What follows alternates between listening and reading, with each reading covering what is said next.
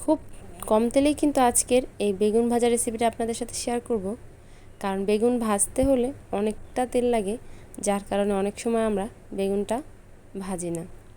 তো আজকের এই বেগুন ভাজাটা কিন্তু খুব কম তেলেই আমি ভাজবো। ভাত, পোলাও কিংবা খিচুড়ি সব কিছুর সাথেই কিন্তু এই বেগুন ভাজাটা যায়। তো আজকের এই বেগুন ভাজা রেসিপিটা শুরু করছি। তো আসসালামু আলাইকুম, আশা করি সবাই ভালো আছেন। তো আমি এখানে বেগুন ভাজাটা করার জন্য প্রথমেই একটা বড় সাইজের বেগুন কেটে নিয়েছি গোল গোল করে। তো এই বেগুন ভাজার জন্য আমি কিন্তু বেগুনটা আগেই ধুয়ে নিয়েছিলাম, এখন আর ধুবো না। কাটার পরে এটার মধ্যে এখন আমি পরিমাণ মতো হলুদ দিয়ে দিয়েছি আর পরিমাণ মতো মরিচের গুঁড়া দিয়ে দিয়েছি। এখন পরিমাণ মতো একটু লবণ দিয়ে দেব। আর মরিচের গুঁড়োটা আপনারা আপনার ইচ্ছা মতো দিতে পারেন, কম বেশি কোনো সমস্যা নাই। সাথে অল্প একটু জিরা গুঁড়ো দিয়ে দিচ্ছি, এটা কিন্তু ভাজা জিরার গুঁড়া। সবগুলো বেগুন কিন্তু এখন এই মশলাগুলোর সাথে ভালোভাবে মেখে নেব। তো বেগুনগুলো মেখে নেওয়া হয়ে গেলে এটা একটু সাইডে রেখে দেব। আর একটা প্লেটে আমি কিছুটা বেসন নিয়েছি আর সাথে কিছুটা চালের গুঁড়া নিয়ে নেব। তো এই দুটি দেওয়ার কারণে কিন্তু বেগুন ভাজাটা অনেক মজা লাগবে আর অনেক ক্রিস্পিও হবে।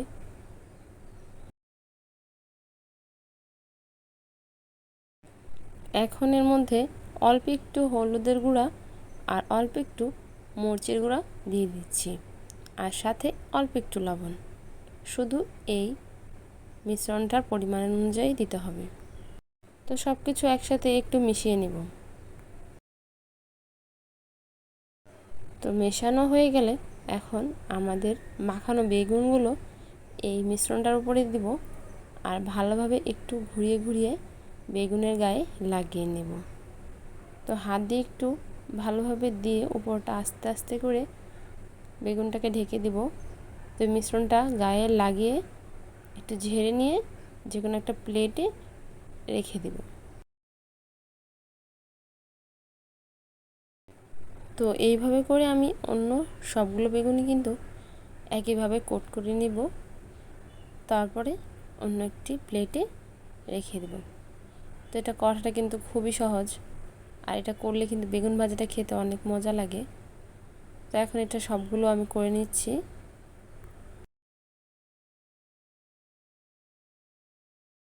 সবগুলো করে নেওয়া হয়ে গেলে এখন একটা পাত্রে আমি কিছুটা তেল নিয়েছি।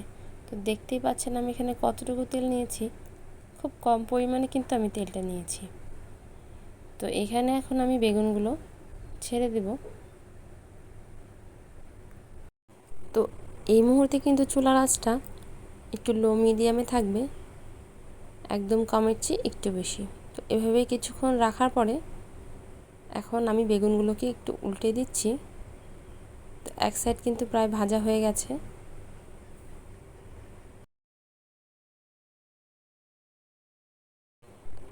এখন চুলার আঁচটা একটু লো করে দিয়ে একটু ঢাকা দিয়ে দিব, যাতে বেগুনটা ভিতর থেকে ভালোভাবে সফট হয়ে আসে। তো কিছুক্ষণ ঢাকনা দিয়ে রাখার পরে বেগুনগুলোকে আবার একটু নেড়েচেড়ে দেখে নিব এটা কেমন হয়েছে। এটা কিন্তু একদম সফট হয়ে গেছে ভেতরটা, আর বাহিরের দিকটা কিন্তু ক্রিস্পি হয়ে যাবে। তো এভাবেই একটু উল্টো পাল্টা ভেজে নেব। তো এর মধ্যে কিন্তু আমি আর একটুও তেল দিইনি। তো প্রথমে যে তেলটুকু দিয়েছি সেখান থেকে এখনও কিছুটা তেল কিন্তু রয়েছে কড়াইতে। তো এখানে কিন্তু বেগুনটা খুব ভালোভাবে ভাজা হয় আর তেলটাও বেগুনটা খুব বেশি টানতে পারে না, কারণ এর উপরে চালের গুঁড়া এবং বেসনের যে মিশ্রণটা আছে তার জন্য তেলটা বেশি একটা ভিতরে ঢোকে না।